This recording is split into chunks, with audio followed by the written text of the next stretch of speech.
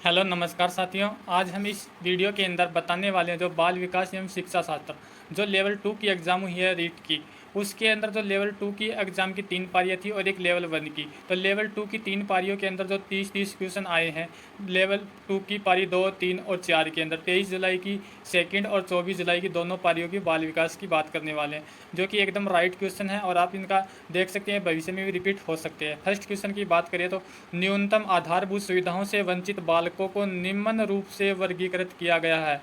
वो क्या है? न्यूनतम आधारभूत सुविधाओं से वंचित बालकों को, तो सी आएगा प्रतिकूल परिस्थिति बालक, सी ऑप्शन। सेकंड क्वेश्चन की बात करें तो निम्नलिखित में से कौन कुसमायोजन का व्यवहारात्मक लक्षण है? किसका? कुसमायोजन का। तो कुसमायोजन का ए आएगा आक्रामकता। थर्ड की बात करें विशेष आवश्यकता वाले बालकों के साथ कौन सी विधि प्रत्यक्ष रूप से संबंधित नहीं है? तो इसमें सी ऑप्शन आपको देखने मिलेगा, भिन्न भिन्न शिक्षण विधियाँ। फोर्थ क्वेश्चन की बात करें तो पढ़ने में अधिगम संबंधी अक्षमता को क्या कहते हैं? डिसलेक्सिया कहते हैं फोर्थ क्वेश्चन के अंदर। 5 की बात करें तो अधिगम प्रक्रिया नहीं है बालकों के लिए, लर्निंग प्रोसेस नहीं है, तो परिपक्व नहीं आएगा, सी ऑप्शन इसका राइट आंसर होगा। अधिगम में पुरस्कार व दंड की अवधारणा किसके द्वारा प्रस्तावित की गई? सी बी एफ स्किनर के द्वारा। नेक्स्ट क्वेश्चन है अधिगम की अवधारणा के लिए कौन सा कथन सत्य नहीं है? डी अधिगम एक जन्मजात प्रक्रिया है, डी ऑप्शन। इवान पाउलन का द्वारा प्रतिपादित शास्त्रीय अनुबंध सिद्धांत अधिगम निम्न के द्वारा समझाता है, बी ऑप्शन साहचर्य नियम आएगा।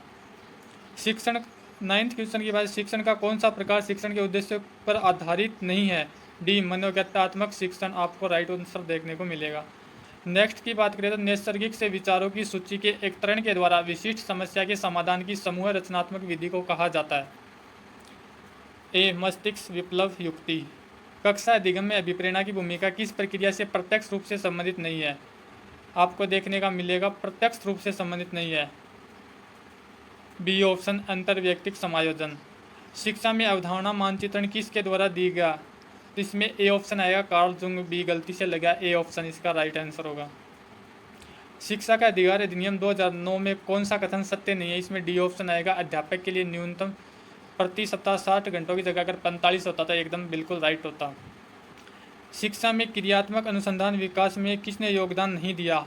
क्रियात्मक, तो इसका आंसर होगा डी, सी नहीं, सी गलत लगा, डी होगा, स्टीफन एम कोरे। शिक्षा मनोविज्ञान में किस स्तर के मापने का न्यूनतम प्रयोग किया जाता है? इसका शिक्षा मनोविज्ञान में न्यूनतम, तो बी ऑप्शन नामित मापनी आएगा।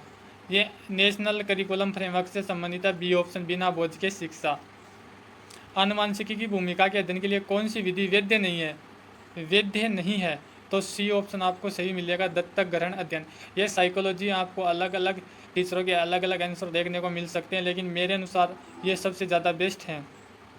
एक व्यक्ति की दिखाई देने वाली दैहिक और मनोदैहिक विशेषताओं के रूप में परिभाषित किया गया है, सी फिनोटाइप। किस परिप्रेक्ष्य के अनुसार बाल विकास शरीर के अंदर एक विशिष्ट पूर्व व्यवस्थित प्रणाली को दर्शाता है? वो होता जैविक, सी। निम्न मनोवैज्ञानिकों में से कौन बाल विकास के सिद्धांतों से संबंधित नहीं है?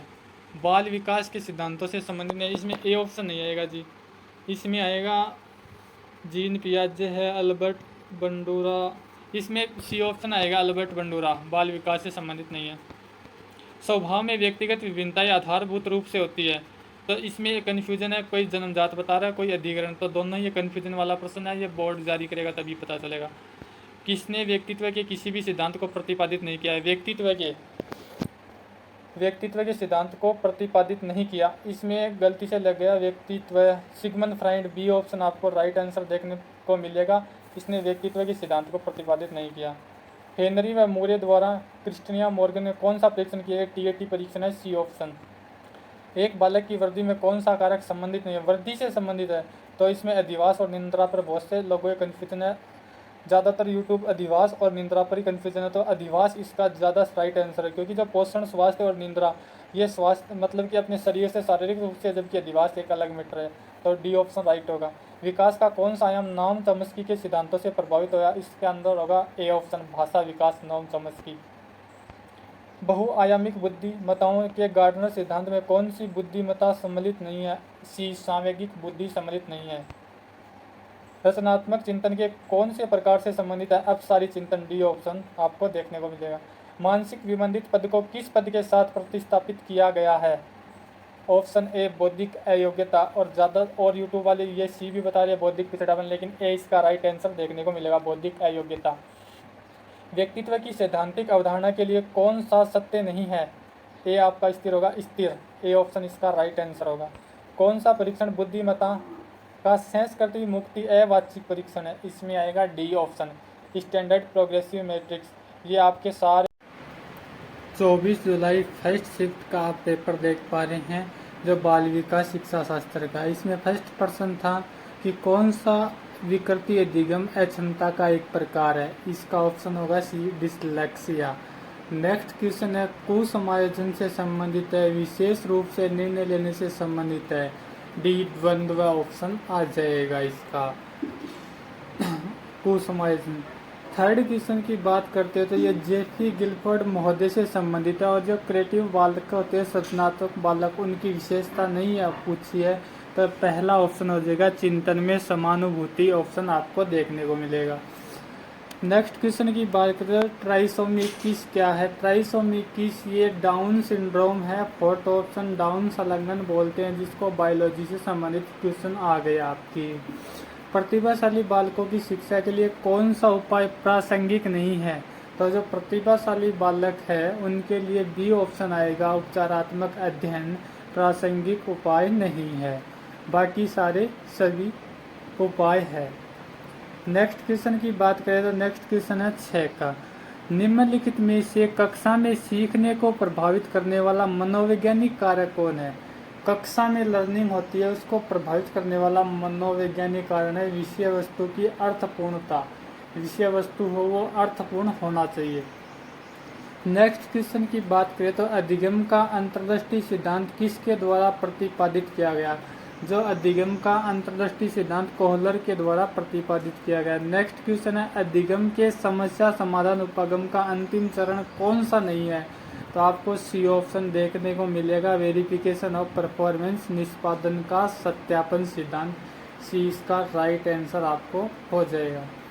नेक्स्ट है तो समायोजन के लिए एक युक्ति के रूप में रक्षात्मक युक्ति प्रयोग को मौलिक रूप से किसके द्वारा प्रस्तुत किया गया? बी ऑप्शन आ जाएगा, सिगमंड फ्राइड के द्वारा आ जाएगा। नेक्स्ट क्वेश्चन की बात करें तो जो थॉर्नडाइक के सीखने के जो नियम है उनमें सम्मिलित नहीं है साहचर्य का नियम। बी ऑप्शन आपको देखने को मिल जाएगा, और ये तीनों सीखने के नियम है। नेक्स्ट क्वेश्चन की बात करें तो जो शिक्षण के स्तरों में आधार में शिक्षण का एक प्रकार नहीं है, वो होगा प्रदर्शन स्तर। बाकी ये तीनों बोध स्तर, स्मृति स्तर, चिंतन स्तर प्रकार है। नेक्स्ट क्वेश्चन की बात करें तो जो डुवार्ट डब्ल्यू एलन के द्वारा कौन सी शिक्षण अधिगम विधि प्रस्तुत की गई? एक माइक्रो टीचिंग सूक्ष्म शिक्षण विधि प्रस्तुत की गई। नेक्स्ट क्वेश्चन है जो अभिप्रेरणा चक्र के 3 महत्वपूर्ण घटक कौन से हैं? वो घटक हैं नीड, ड्राइव एंड आवश्यकता, अंतर्नोद और प्रोत्साहन। बी ऑप्शन आपका राइट आंसर हो जाएगा। नेक्स्ट क्वेश्चन है निम्न में से कौन सा बाह्य विप्रेरणा का उदाहरण है? पुरस्कार है किसी को देना, बाह्य विप्रेरणा का उदाहरण आपको देखने को मिल जाएगा। नेक्स्ट क्वेश्चन की बात करते हैं उपलब्धि परीक्षण के निर्माण के लिए निम्न में से कौन सा कथन सत्य नहीं है?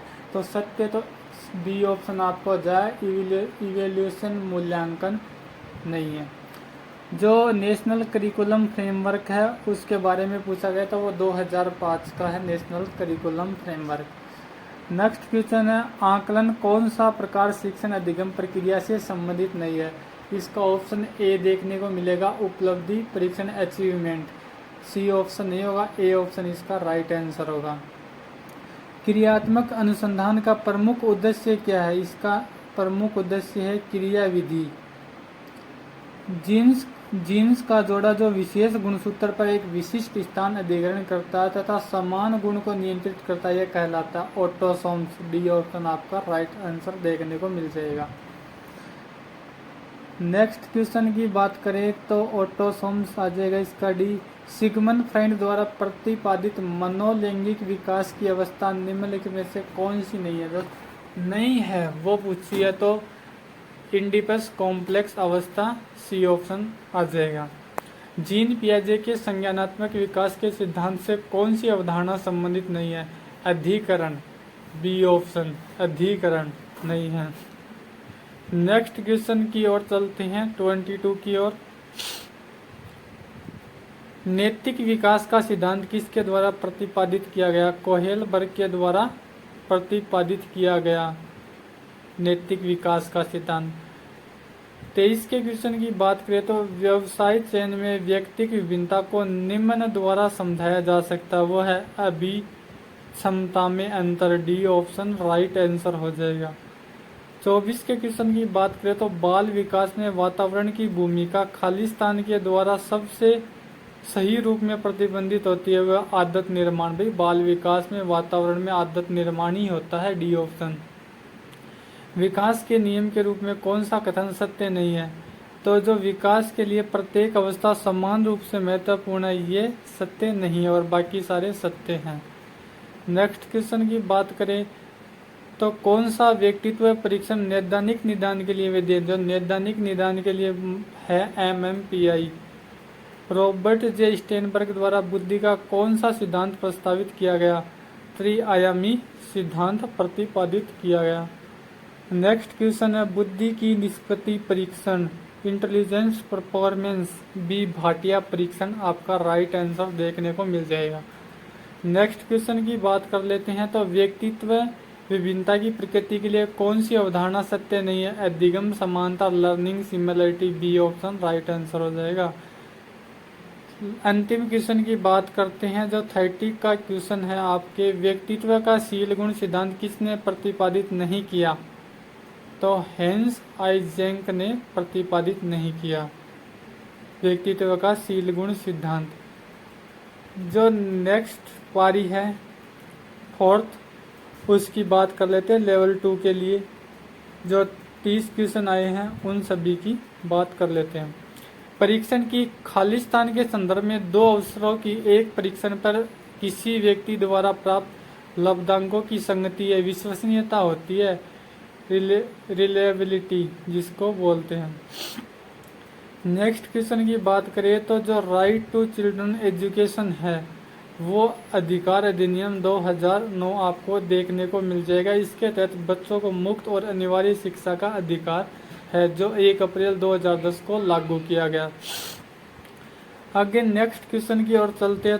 3rd क्वेश्चन, शिक्षकों को मानसिक रूप से जो विक्षिप्त लोगों को निर्देश देते समय क्या ध्यान, जो मानसिक रूप से ग्रसित है उनको अधिक व्यवसायिक कौशल सिखाना चाहिए जिससे कि वो अपना जीवन सार्थक बना सके। नेक्स्ट क्वेश्चन है जो पारितोषिक एवं दंड के माध्यम से सीखना, किसका? Learning through reward and punishment. तो सी ऑप्शन क्रिया प्रस्तुति अनुबंध आपका राइट आंसर हो जाएगा। वैज्ञानिक अनुसंधान करने की दिशा में कौन सा एक कदम नहीं है? डी गतिशील दृष्टिकोण। क्या डायनामिक अप्रोच नहीं है? तो डी ऑप्शन राइट आंसर हो जाएगा। पेपर बड़ा गजब का है इस बार रीट का 2018 के जैसा। स्थिर अवस्था बनाने रखने के लिए शरीर की प्रवृत्ति को जब कहा जाता है तो स्थिर अवस्था बनाए के रखने के लिए सम स्थिति बोलते हैं, संतुलन नहीं होगा। बहुत ने संतुलन बता रखा जो गलत होगा। सीता एक डे केयर सेंटर में काम करती है और वेतन कम है और काम के घंटे लंबे है, लेकिन वह बच्चों के आसपास रहना पसंद करती है और उच्च वेतन वाली नौकरी की तलाश करने की कोई इच्छा नहीं रखती। तो सीता की प्रेरणा किस प्रकार की है? भाई आंतरिक प्रेरणा है उसकी, अंदर की प्रेरणा है क्योंकि उसको अपने बच्चों के पास रहना है। प्रतिभाशाली की पहचान में हमें प्राथमिकता देनी चाहिए, तो प्रतिभाशाली बच्चों की प्राथमिकता देने के लिए वस्तुनिष्ठ परीक्षण का परिणाम ही उपयुक्त होगा। फ्राइड के अनुसार व्यक्तित्व के प्राथमिक संरचनावाद तत्व कौन से है? तो इसमें इदम, अहम और परम अहम आपको राइट आंसर देखने को मिल जाएगा। जीवन अस्तित्व के संघर्ष और उत्तरजीविता की एक सतत श्रृंखला प्रस्तुत करता है, ये किसके द्वारा कहा गया? ये डार्विन के द्वारा आपको देखने को मिल जाएगा। पियाजे द्वारा दिए गए संज्ञानात्मक विकास के सिद्धांत में निम्नलिखित में से कौन सा विकास का एक काल नहीं है? सी चक्रीय चरण इसका काल नहीं है। जब कोई व्यक्ति सूचनाओं को संसाधित कर रहा होता है तो मस्तिष्क में चलने वाली मानसिक गतिविधि कहलाती है थिंकिंग। विचारण सी कहलाता है थिंकिंग। देखते रहिएगा, आपको भी पता कैसा पेपर लेवल का है, ऐसे ही आएंगे आगे भी पेपर। निम्नलिखित में से कौन सा संज्ञानात्मक कार्य पद्धति के स्वास्थ्य स्तर के बनाए रखने में मदद के लिए उपयुक्त नहीं है? आसीन जीवन शैली, सी ऑप्शन आपको राइट आंसर मिल जाएगा। आत्मसातीकरण क्या है? जब वर्तमान स्कीमे का प्रयोग करके बाह्य जगत के विश्लेषण करना, ये ए राइट आंसर हो जाएगा। शिक्षा के 3 प्रमुख आधार है टीचर, स्टूडेंट और करिकुलम। शिक्षक, छात्र और पाठ्यक्रम देखने को मिल जाएगा। नेक्स्ट क्वेश्चन की बात करते हैं तो डिसलेक्सिया से संबंधित है, जो कि पढ़ने में कठिनाई, डिफिकल्टी इन रीडिंग स्केल से संबंधित आ जाएगा। 17 के क्वेश्चन की बात करें तो बुद्धि लब्धि निकालने का सूत्र है, तो बुद्धि लब्धि निकालने का सूत्र है MA गुणा 100। निम्नलिखित में से कौन सी व्यक्तित्व का आंकलन करने के लिए एक उपयुक्त विधि नहीं है? डी, निर्धारित मापनी उपयुक्त विधि नहीं है। नेक्स्ट की बात करेंगे तो निम्नलिखित में से कौन मानसिक मंदता के वर्गीकरण के अंतर्गत नहीं आता? मानसिक मंदता, तो तीव्र मंदता, डी ऑप्शन राइट आंसर होगा। नेक्स्ट क्वेश्चन 20 की बात करते हैं। व्यक्ति को चित्रों की एक श्रृंखला दिखाई जाती है और इसे कहानी बनाने के लिए कहा जाता है। यह खालिस्तान मतलब कि कौन सा परीक्षण? ये TAT परीक्षण है, ए ऑप्शन। ये तीनों शिफ्टों में पूछा गया है। वो निकटतम वातावरण जिसमें व्यक्ति रहता है, सूक्ष्म प्रणाली, माइक्रो सिस्टम जिसको बोलते हैं, वो ही हो जाएगा ऑप्शन ए। बहुबुद्धि सिद्धांत किसने प्रस्तावित किया? हार्वर्ड गार्डनर ने। यह 2021 की रीट में भी आया था, इस बार भी आ गया, सेकंड शिफ्ट में भी आया था, तो हार्वर्ड गार्डनर आपका उत्तर सही हो जाएगा। RTE अधिनियम 2009 के अनुसार किस प्रमाण पत्र के बिना कोई विद्यालय स्थापित नहीं होगा? वो होगी मान्यता। मान्यता के बिना कोई विद्यालय स्थापित नहीं हो सकता। 24 क्वेश्चन की बात करें तो अनुभव द्वारा व्यवहार और व्यवहार क्षमता में किसी भी अपेक्षाकृत स्थायी परिवर्तन को कहा जाता है? अधिगम कहलाता है, लर्निंग। बिल्कुल, ये ऑप्शन राइट आंसर हो जाएगा इसका। निम्नलिखित में सीखने की प्रक्रिया में शामिल है उपरोक्त सभी लर्निंग प्रोसेस में क्या क्या शामिल है? ये सारी चीज़ें शारीरिक, पर्यावरणीय और मनोवैज्ञानिक। आनुवांशिकता तंत्र के अध्ययन के क्षेत्र में नवीन शोध किस दिशा में? जो नवीन शोध है वर्तमान में वो जानवरों का प्रायोगिक जनन से संबंधित है, और डी ऑप्शन इसका नहीं होगा, सी ऑप्शन राइट आंसर माना जाएगा। RTE अधिनियम 2009 शिक्षकों के लिए प्रति सप्ताह कितने घंटे काम करने का निर्देश है? 45 घंटे। ये सेकंड शिफ्ट में भी क्वेश्चन आ चुका है, रिपीट क्वेश्चन है। निम्नलिखित में से कौन व्यक्तित्व का जैविक निर्धारक नहीं है? स्थिति जन्य संरचना, डी ऑप्शन आपका राइट आंसर मिलेगा। ए नहीं होगा, डी ऑप्शन स्थिति जन्य जो जैविक निर्धारक नहीं है। निम्नलिखित में से कौन आनुवांशिकता का सामान्य नियम नहीं है? भाई आनुवांशिकता है इनहेरिटी, इसका सामान्य नियम नहीं है, प्रगति, progression. A option right answer मिलेगा। RTE अधिनियम 2009 के अनुसार प्रारंभिक शिक्षा का अर्थ है 1ली से 8वीं कक्षा तक की शिक्षा निःशुल्क दी जानी चाहिए ही